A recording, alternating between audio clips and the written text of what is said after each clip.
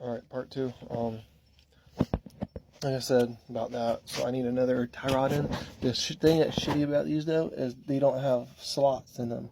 So my tie rod tool that goes all the way through into the tie rod, it will not work on here because they don't have a slot. So you have to have a specific, like a Crowfit type tool that locks onto that to loosen it up, which is stupid as hell why to do that. But, like I said, I already got that clutch in. That's a good clutch. That was on there. Everything bolted up.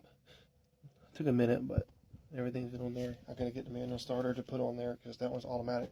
Because I looked it up and I didn't look it up. For some reason, this automatic tooth flywheel is just cunt hair bigger. Like literally, the teeth on the other one at the end of the teeth actually go in the middle between this lip right here in the middle. And that's how much smaller it is, which is freaking crazy. So I'm glad I changed the flywheel because I was thinking about just keeping this on there. That's why I lined the other one up to see if it would match, but nope, it don't. What else? So we got all that. What else was I going to talk about to y'all guys? Oh yeah. Yeah, so I got the clutch cables and all that in. Look at that. It's like they made it to work from factory. Look at that. That is freaking crazy. I put all this in. Luckily, I had the boot, everything plugged and played. And they had already mounts on there that had caps on them for a manual swap, which is freaking crazy. As you see, this is the automatic, shitty automatic. But then these 07 and up, or 6 or 07 and up models, they have slap shifts. So you see the ASC auto stick, which are a little hard to find. The only one I just recently saw at the junkyard was a nice blue PT, and they had auto stick. But that's kind of a risk to take. You don't know if that trans might be messed up or not. So, yeah, we took that crap all off. So, here's the shift. And they used to have these are really good shift cables too. They even have the wrap still on them. They have all that bolted up underneath there like it's supposed to. So that's really good. I like that. So what I'll have to do, because we don't have a damn clutch puck tool, and we don't know who has one because you have to special order it, and we don't have damn time to wait. So that's what I had to do to the BMW 335i transmission is I tighten these bolts up a little bit. Get this where it's like almost hard to move. See how you can go down, but if you push it up, it stays up. I got it like that. So when you put the transmission on, you can finagle it and finesse it for this to center up where it needs to be centered up at. So that's what we did on there. And then when you get centered up, if we can pull the trans off nice and easy without messing anything up, then I can finish tightening these bolts back down, and then it would be centered, and then we can just throw the trans back on there. And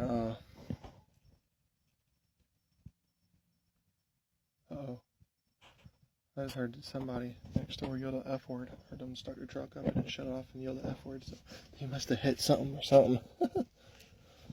But anyway, tighten that up, throw the trans back on, put the manual starter on. Then after that, we can honestly throw it all back in there. Because the head is built. We put some new lifters in it, hydraulic lifters. We put a new performance head gasket and performance head bolts in it and stuff. So, I took all the valves out and we put new valve seals and everything. That's saying everything on the top end of this engine is like brand new, refreshened.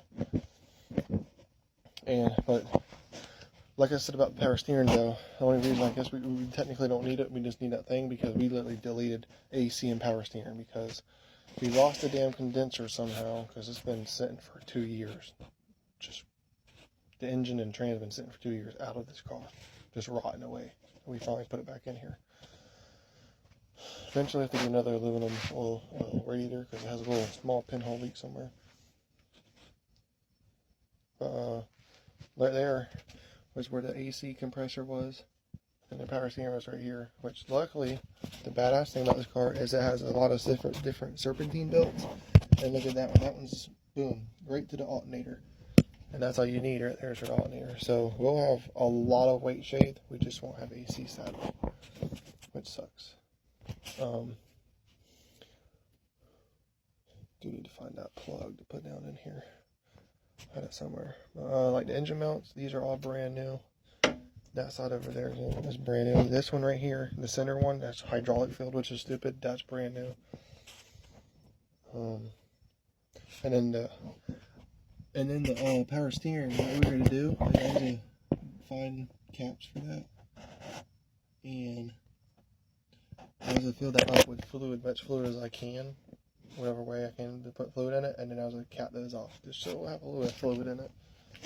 But it'd be like a manual power steering rack in a way, or manual rack.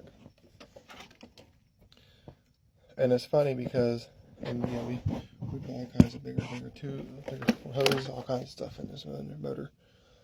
All I know is when we put it back in, it's to be a pain in the ass, just because everything's just all like sideways on the ground now. So I'm gonna have to hook my chain up to it, and we might have to put a hoist to it. I'm not sure yet though.